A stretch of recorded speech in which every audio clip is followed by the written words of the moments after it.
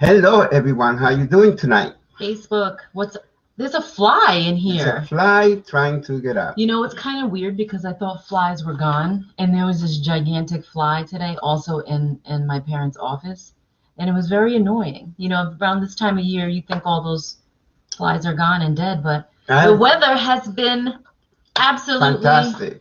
beautiful. Yes. You know what's funny is that I heard this before, but flies. Why do they call them flies? Because they fly. Yeah, but birds fly, and they don't. They're kind of arrogant.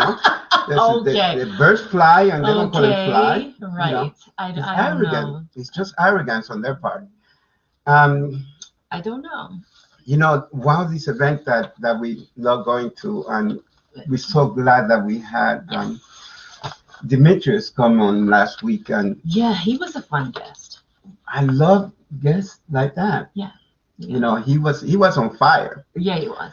And he really believed in his passion, and he just, we just gave him one question, I think it was, and he just went. And then he just went and went and went. An hour later, we were still talking and laughing and having fun. And of course, we couldn't stop laughing because, and he was good at what he was doing. A lot of the people were talking about him and saying how passionate he was, which is the same thing that I was thinking. It's interesting, though, because we didn't really know that side of Demetrius, because every time we see him, he's busy. He's super intense, and he's busy. He's like, Yeah, he's going, all these different places to make sure that everything is going smoothly. So it was really nice to get a chance to talk to him. Hello, Eric. We see you in the studio. We're just gonna chat a little bit, and then we will bring you and Jay in. Hey, Daryl. How you doing? Hi, Daryl. Try telling. Okay, Daryl. Yeah, that fly kind of came over here. I don't know. As long as it doesn't land on Pedro's head, we're good. We are good. What did you want to talk about before? You wanted to chat about there's something. so much I want to talk about, but I also want to talk to these guys that are coming on today. Yeah. But the thing is that I sat there watching movies after movies. You were literally binge watching. After movies. Yeah. And one of the first movies that I caught was K.I.A.B. Right. And we will, when we bring Eric in, we will have him tell us what the title means, what's behind the title, and and all that good stuff, and about the film. And Jae Lee is joining us today. He's one of the actors from the film. And I was studying, and I was, how I like to research everything.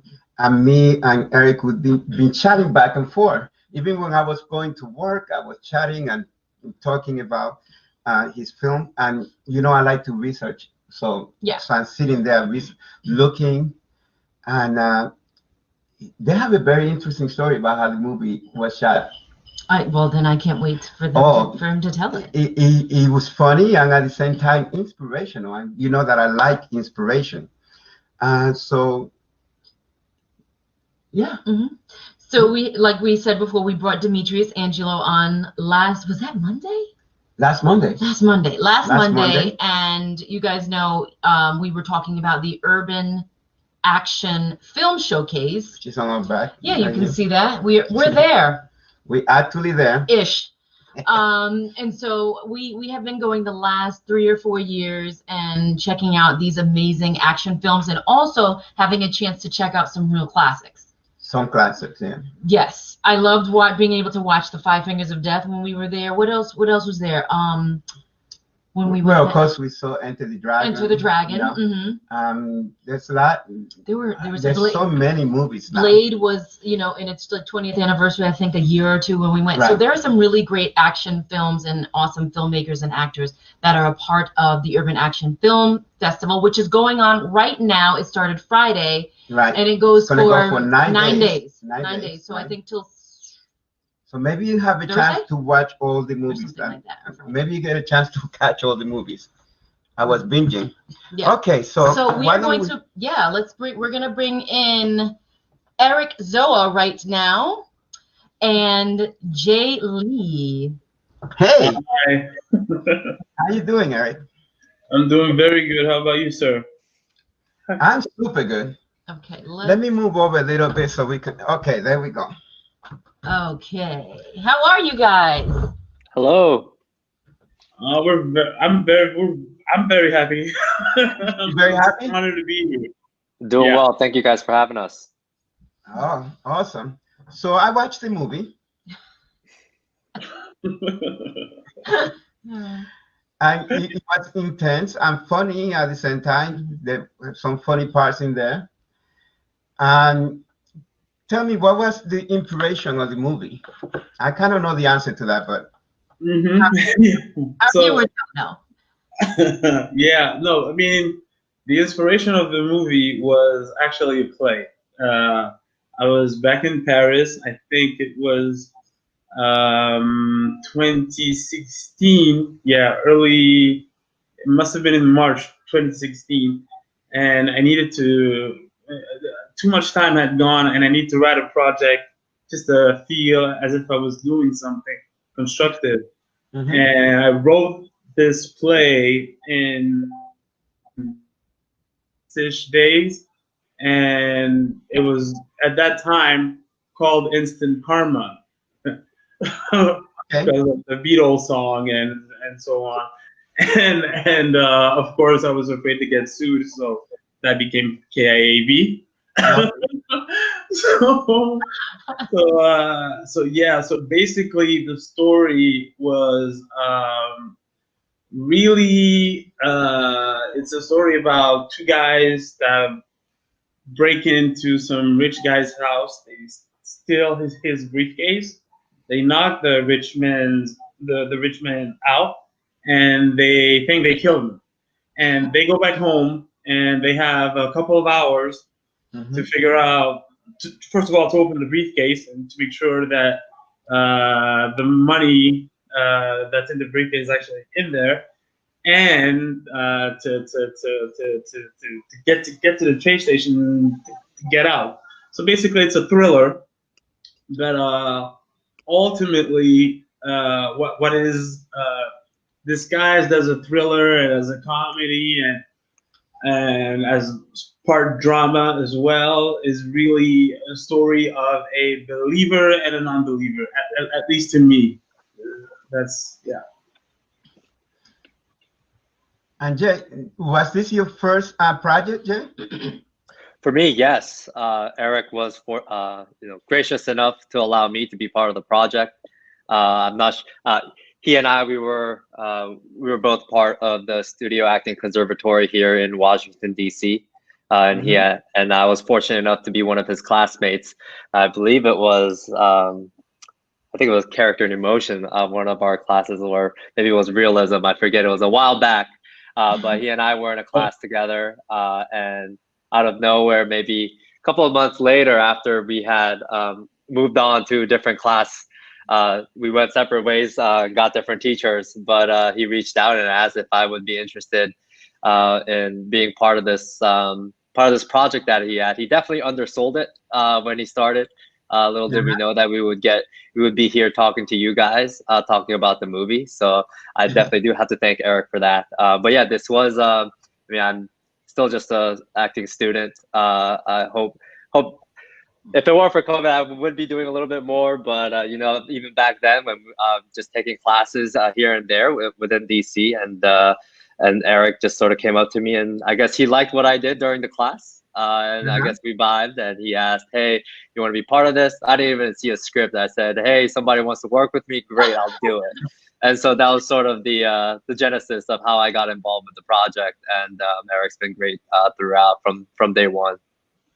I think that's one of the greatest things about being in this industry is that when you meet people, it's sort of like you don't even have to know them really, but you just make this connection, and then you're working together and working on each other's projects. So I think that the connections you make when you're in this industry are equally as important as the jobs that you're booking. Oh, Exactly. for sure. for sure. Exactly. I mean, exactly. Honestly, Jay really is like asking Jay to be a part of this project was a real relief for me because I saw someone that was a complete opposite of myself because he's very organized, he's very thorough, and he's on time, and he does things professionally, and he undersells his own talent. He's so good. He's so much better than he thinks. So believe me, I was blessed with a very great group of actors and crew, and no, it was a little miracle that it actually happened. Honestly. Wow. Oh yeah. You know, I like I said, I studied you guys before so I looked and I found out that you started on a basement. Exactly. Exactly. That's a crazy story. Yeah. So, so first off, the basement. Yeah, we shot the whole thing in a basement. So basically, the idea for that was that I wanted well, the goal was to make a thriller that was contained in one space. And to use the space as much as we possibly could. And initially, because it's such a crazy story. So yeah, the basement did not look anything like it ended up looking in the film. The basement was under construction. It was getting repainted because we had green walls. The co-director Alexei Osika. Is a genius, literally a Swiss Army, one-man Swiss Army knife, and he just really did so much for the in terms of the technical aspects of the. He brought us well. We were helped out by the Ukrainian community here in DC. They helped us out with the film. I mean, it really was a project made out of sheer passion, and people wanted to help out because we had no money, and it was all about street smarts and passion. You know. Yeah, to sort of hop on that. Again, Eric definitely undersold this project when we first started. I was thinking, oh, he's probably gonna get someone with with an iPhone or something with some stands here and there. And then when he first took me to the set, this was before any of the construction was done, and so I was like, what did I get myself into here? So definitely had some doubt going into it, but I knew with the passion that Eric was bringing when he was pitching me the idea, and just seeing the passion that he brought forward to every meeting, to every rehearsal, I knew somehow it was going to work out. And then again, as he mentioned, Alexei was gracious enough to be able to Swiss Army knife the whole basement and set up something that was definitely unexpected, to say the least. I think Eric and Alexei spent a few weeks before the shoot. We were rehearsing in a dingy basement, but by the time we came onto set, it was completely unrecognizable, and what you guys currently see in the movie. And so again, thanks to the whole crew and everyone involved, we were able to pull something off that we couldn't really envision. Only Eric had that in his mind, and he was able to pull it off.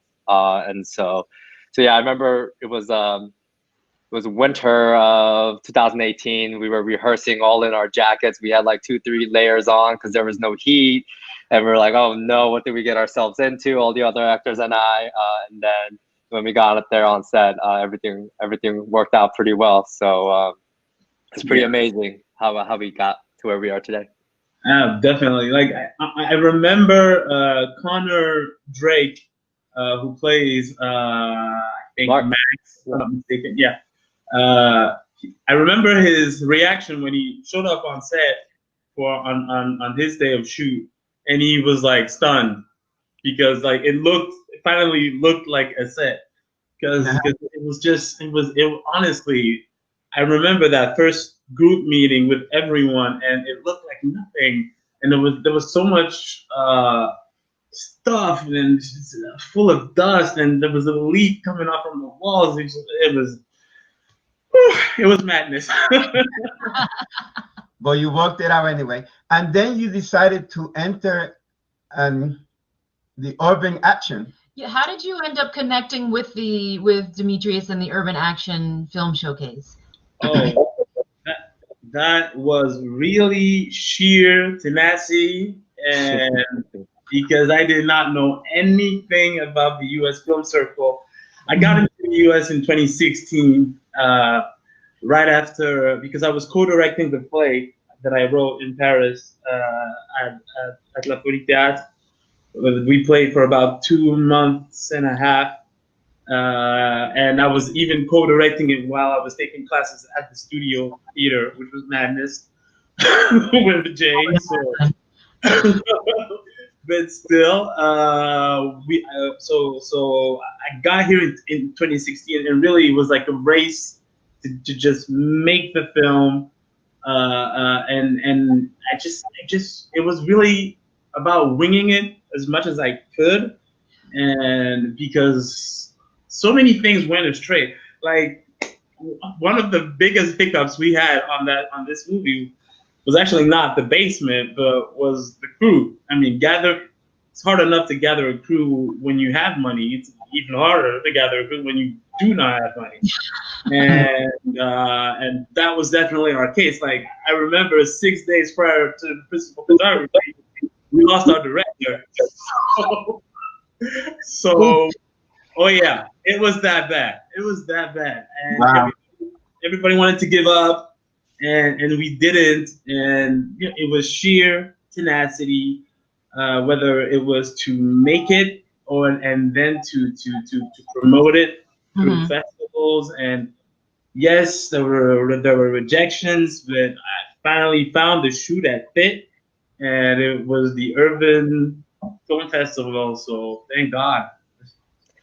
Yeah, for sure. I mean, Eric was involved in all that, obviously, for, being the director and writer, co-director and writer. I mean, after the shot, after the last day of shoot, for a lot of us, we physically moved on, maybe not mentally from the project itself. But obviously Eric and Alexi were hard at work after months, if not year into the final day of shoot. And Eric kept us up to date, saying, hey, we're entering this, we're entering that. And so it was really exciting to hear from him, for every submission that he did, and seeing some rejections come through, and seeing other good news, like, hey, we got accepted into this showcase, we got accepted into this film festival. So he definitely kept us up to date, and definitely trying to ride his coattails, honestly. And then ultimately being able to be here and talk to you guys, it's definitely, as Eric mentioned, definitely tenacity, a lot from his end as well. So yeah, it's great. And then what happened at the Urban Action, Eric? Well, miracles happened. That's what happened. Yeah, so we ended up, our movie finally ended up winning a prize, which was the Best Actor Award for the perfectly titled Blood, Sweat, or Blood, Sweat, and Tears feature films. I don't know exactly how it's called, but it's very apropos, especially for us. It's literally what it took to make this movie. So yeah. So I was stunned because I didn't even know that anything that we could pick up is fine by me. And I just, and we were in contention with another movie for Best Feature. We lost that one, and I was a little depressed because I was like, oh my God, where's our shot? And then just that I lost my mind. It was crazy. I lost my mind. So it was a good experience for you. It was an outstanding experience. It was the craziest experience, but the whole thing, like the festival itself was amazing. I mean, first of all, it's New York. It's an international film festival. It's a complete accomplishment for our whole crew. Whether it's Alex and Sarah, who was fantastic. I mean, I didn't know how much of it's like no one has just one job on such a small film. We all have to be Swiss Army knives. I mean, we were doing our own makeup. Sometimes we were doing our own lighting. I mean, sometimes we were cleaning, and I mean, we had to do it all. So that culmination at the Urban Action Film Showcase was just like the pinnacle and the best reward possible. And I just wish that it would have been a collective prize. It would have been even better, even sweeter, I think. Right, of course. So there is someone watching, and I really hope I don't butcher this name. Ishigo Jamai Berry. Greetings, everyone watching from the Bronx, Fordham Road. Fordham Road? Ishigo Jamai Berry. That's around my neighborhood. That's your neighborhood? Your neighborhood? Okay. So the showcase runs November 6th through the 14th. Tell the viewers how they can see your film, Eric. Yeah, so they can find our film on the Urban Action Film Showcase website. We're in Block 1. Our film is called K.I.A.B. It's called Karma's a Bitch, but I wanted to be as proper as I could possibly make the title. So K.I.A.B. And yeah, it's not a lot. It's a rather small runtime. I think it's an hour and 11 minutes. So it's a thriller, and I think it's a good movie if you want to learn about first film and what it takes to make them, and what you can actually end up with. It's a great learning curve, I think. Right. Yeah, that's awesome. You know, Sarah was really bad in that film. I know. Away. Oh, big time. She was so good. She honestly, she was also a member of the Studio Acting Conservatory. Yeah. Okay. And again, I was stunned because literally every time we had to prepare scenes for class, she would always go first, and then I would go second because we were always afraid to be like the fourth or fifth guy to present a scene because the pressure just becomes huge. So we had like this thing going on, and finally I just went up to her when I felt ready to present the project, and I basically asked her, "Do you want to be part of it?" She was elated, thankfully, and she brought her A game, and she was just awesome. I mean, she's a sweetheart, really. She's not at all like what you see in the film. Well, you know, I'm talking about her character. I'm not talking about her person. You were all good in it. I mean, the dialogue was long and extensive. Yeah. So you know, kudos to you that you were good on it. And I just said that her character was bad. Oh yeah. Away. Oh yeah, big time. I mean, she was bad. She was bad. But honestly, what character was it? Everybody had an angle. Yes. Everybody had honestly, like the only one that like was justified in his action was Connor's character, Max, at least. And I don't want to spoil anything, but like near the ending, we get that, you know, that moment of how can I say it? Illumination for him. Yeah, and he breaks. Yeah. So. Yes, just to chime in there real quick, Sarah, Connor, Eric, myself, and Eamon, who played Mr. Lewis, we were actually all part of the Studio Acting Conservatory. So I think I think secretly Eric was taking those classes just to cast that, which, you know, which I'm not complaining whatsoever because again, it was a great experience. First time being behind the camera, learned a lot for sure. Not just from Eric, but from everyone that was involved. I actually did. I was in a class with Sarah. I was in a class with Connor. I was in a class with Eric. Not with Eamon, but I was fortunate because I saw, you know, Connor and Sarah in my classes, but never had a chance to work with them in class, whether that was you know, in Shakespeare or Character Emotions, or those are just the class names that we were all fortunate enough to take. And you know, being able to work with them directly rather than just seeing them in the class, that was definitely a great experience. I mean, exactly. I mean, honestly, I was a fan of everybody working on this movie, whether it was the actors and especially the crew. Like Jessica Ludeman was our first AD, and she even helped out in directing some of the scenes. I am not a, I mean, I still don't consider myself a proper film director, but she had some great ideas and she helped us out when we were lost. Alex was really like a great DP, a great director, and he ended up like even helping out with the set and with the design. It all came together in this perfect fashion. To me, the mere fact that it exists is a miracle to me, honestly. Yeah. Can you tell me? I know the answer to this, but I think our audience would like to know. How did you find the cinematographer? How did we find this? Wait, let me guess. They were in your the acting class. Nope. No, but it's coming. Okay. It's coming.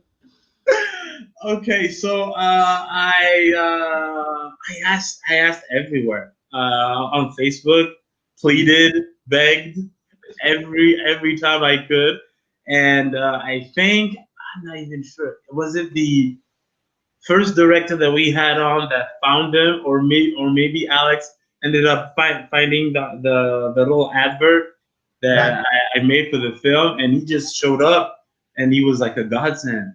Because he was this guy who knew everything about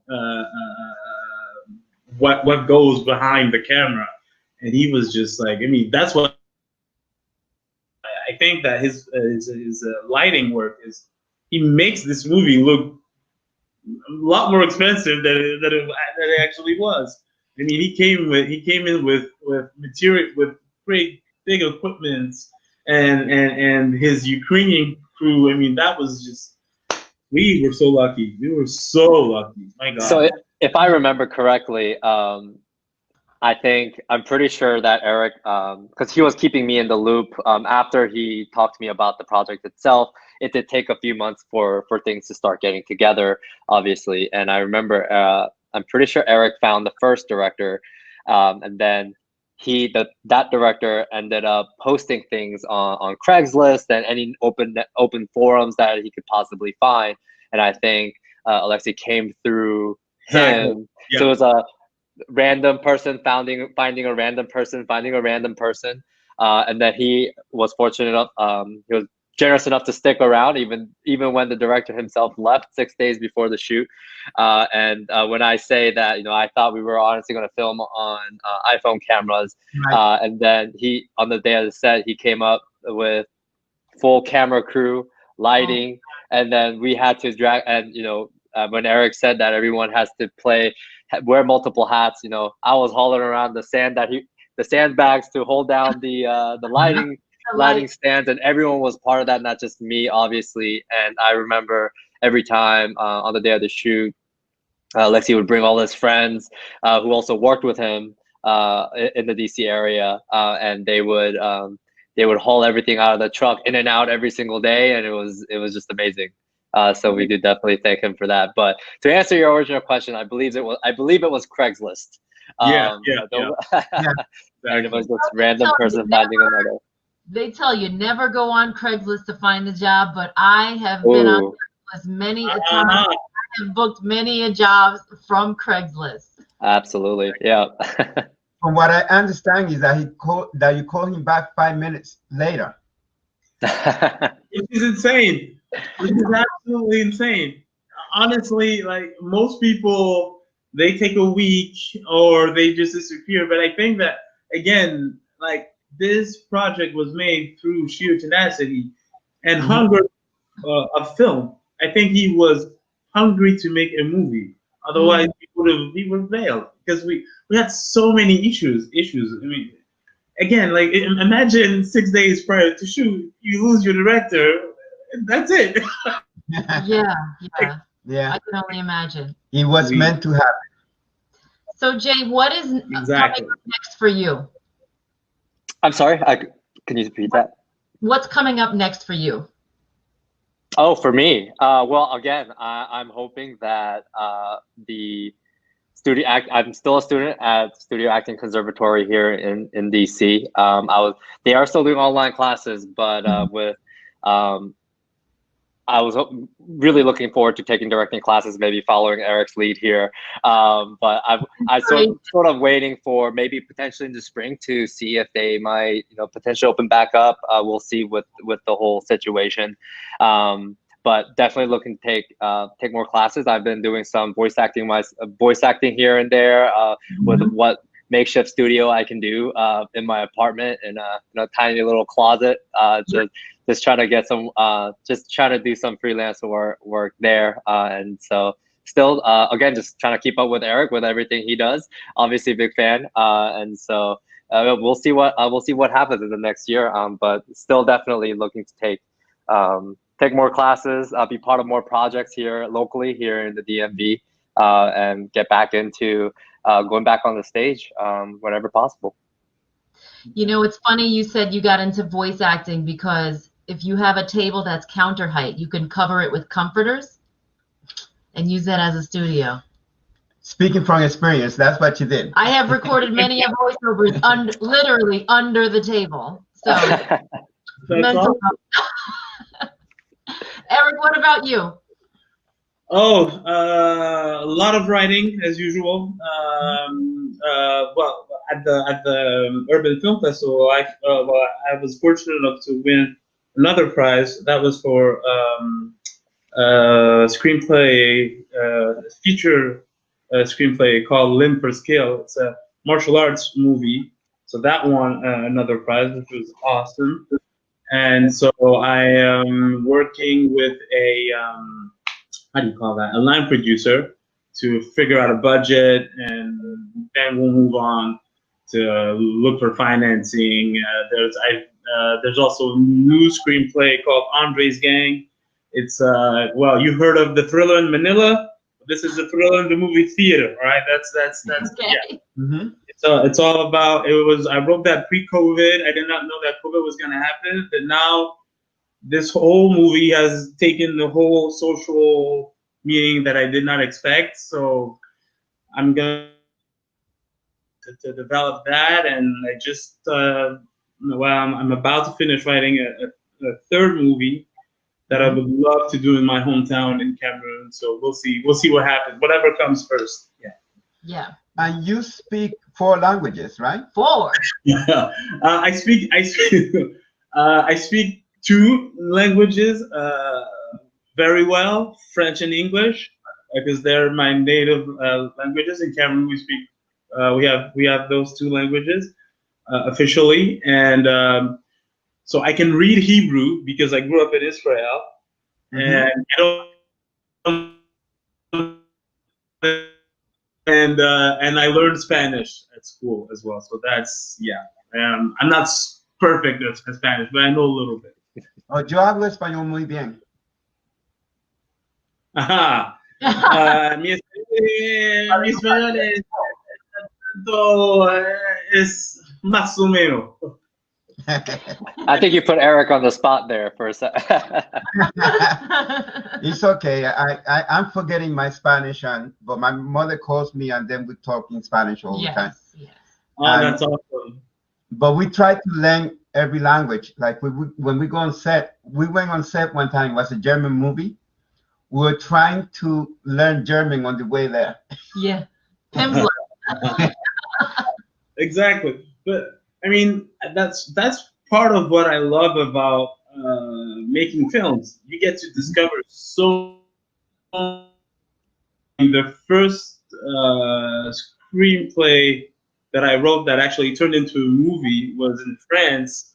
We shot a movie in the snow, madness, but again, I had never been in the Alps, and I'm black. What am I doing in the Alps? And again, it was that whole thing, and I just discovered snow, and it was a clash of cultures, but it was phenomenal. It was phenomenal, and then I got to see the whole of France, and we moved, and it was. You're cutting off a little bit.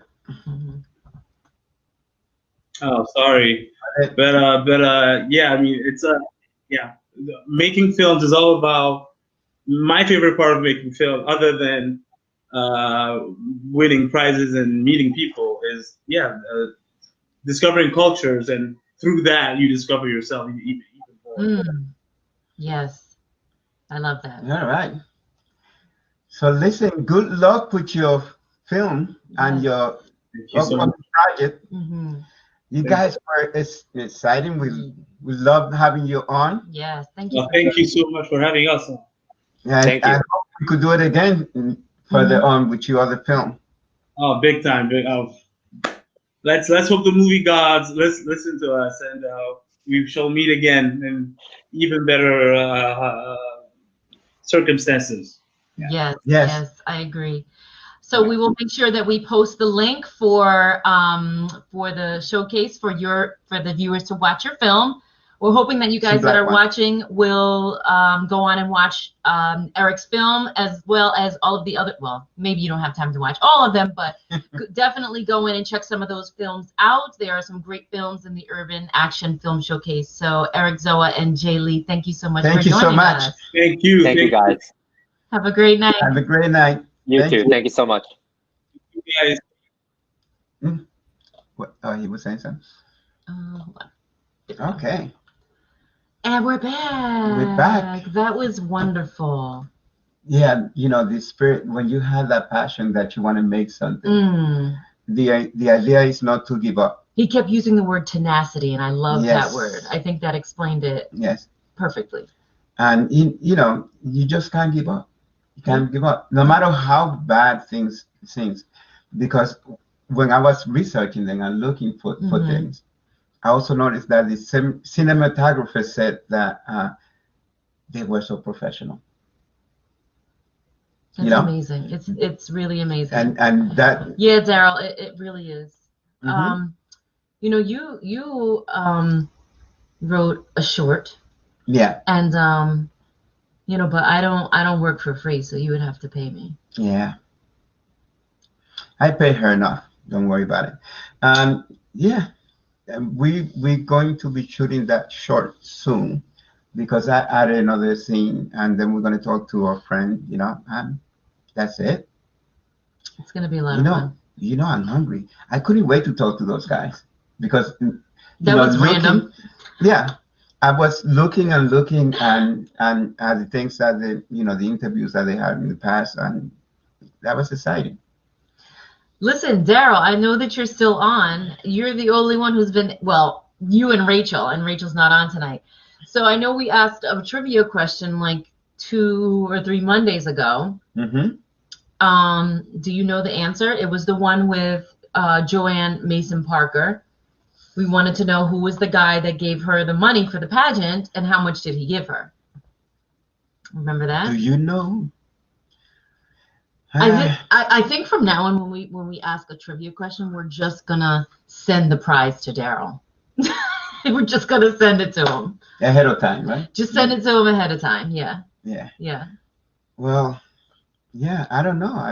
What prize are we gonna send next? You already have the mug. Yeah. And how you like her background? The mouse pad. Yeah. Her feet. Yeah, Daryl, you're right. Oh yes, our background. Yes, Pedro got a little more creative with the green screen. So anyway, you guys are so funny. We may try to go live tomorrow because we're trying to get as many of the actors and filmmakers on, because we've normally only been doing Mondays, but we're going to try to, We're going to try to come in tomorrow. With, filmmakers, actors that have been a part of the Urban Action Film Festival. Right. Because it's great. It's great. And I'm so bummed that we missed it, like, physically. Yes. But a lot of people got to watch it because Yeah. and if you haven't gone on there, make sure that you go in because you could watch a lot of films. I was watching over your shoulder, and you were on they were on a Zoom call with Billy Blanks. Yes. And you could still see that on Facebook. Michael Jae White was on the Zoom call. Daryl says you mentioned some time back about maybe some Olympic gymnasts. Daryl, that's all Pete. Yeah, we're going to do that. That's all Pedro. There's so many Olympic gymnasts that we know, though. And so I'm trying to decide which one first. Yeah. I don't want to offend anyone because I love them all. Yeah. So I don't know which one. I think that there's one that's writing a book, and that would be interesting to bring her in. Mm-hmm. And yeah. Also coming up on our regular Monday show, next Monday, we are going to have Orlando Layave and Barbara Martinez on. They are they literally opened up a business during the quarantine. Yep. In Middletown. It's in the old Play Talks Plaza. Yeah. We can't talk too much about it. Yeah, we're not going to talk too much about it. We don't want to give it away, but they Right. open up this business, and it's like crazy. It's because crazy. It was at the beginning of the pandemic when everything was closing. June or How July, did we do that? something like that. It was crazy. No, you lying. I'm not lying. And so we're gonna have them on Monday. They're really excited. And I had been trying to get there for a while, but we both were trying to get there. And when I got there, we walked in. You bought something from every single place. I think I bought every from single literally place. almost every single boutique, and I didn't see my husband for like an hour. I almost bought a guitar. Something like that, because he was in the front of the space, and I was in the back. Me and my daughter were just walking around, going into every store. I'm like, okay, we need to find Pete, and then we're like, oh wait, let's go here. Okay, we would go in. Oh wait, we need to find Pete. So it was wonderful, and we want to make sure that Sullivan County residents know about that space as well, even though it's in Orange County. So, Okay, guys. Wait, you didn't say anything about Alex Trebek. Alex Trebek? Yeah. Yeah. I love Jeopardy. Yes. I am such a huge Jeopardy fan, like gigantic. And I guess I'm so good at Jeopardy. Hi, Joey. I guess I'm so good at Jeopardy. My husband, this is what he said. Mm-hmm. He swears that I record the episode and then play it back when he comes home, and I just spew out like 80% of the answers. I'm like, no. Why was still there? He just married a smarty pants. My stepdaughter, they know all the answers. So if they ever have, why can't I speak to them? I don't know. If they ever have like two people playing for, you guys could do it. Yeah, so that was a difficult one. He will be missed. He looked amazing, but he had been diagnosed with pancreatic cancer some time ago, and he worked all the time. And do you know that he shot 5 shows a day, starting at 11 a.m. You see, Jeopardy. She knows everything. Oh, Daryl. You know what? That would be an honor, but I think they were talking about it earlier, and I think if they do continue with the show, which I hope they do, I think Ken Jennings. He is the winningest. That's a word. Yeah. And he was the first one to have a streak that long. Amazing guy, really smart, very bookish. They were talking about Ryan. No. Yeah. No. They were talking about it. They were? Who? Yep. Kelly? No, they were talking about it. Yeah. Anywho, he said he would have been honored. Yeah, I think anyone would have. I mean, he filled some big shoes hosting Yeah. Dick Clark's Rockin' Eve. He's actually really perfect for that. This is before this happened, so he wasn't even thinking about it. Sure. Anyway, We're gonna let Pedro eat. yes, I'm gonna go eat. Thank you guys for joining us today. Maybe we'll drop in tomorrow and have an interview. We'll let you know. You'll see our post. If not, Daryl, we might bring you in. Yeah, Daryl. Because there's something I want to talk to you about. Uh-oh. Yes. Yeah. Okay. Everybody have a great night. Peace, love, and harmony.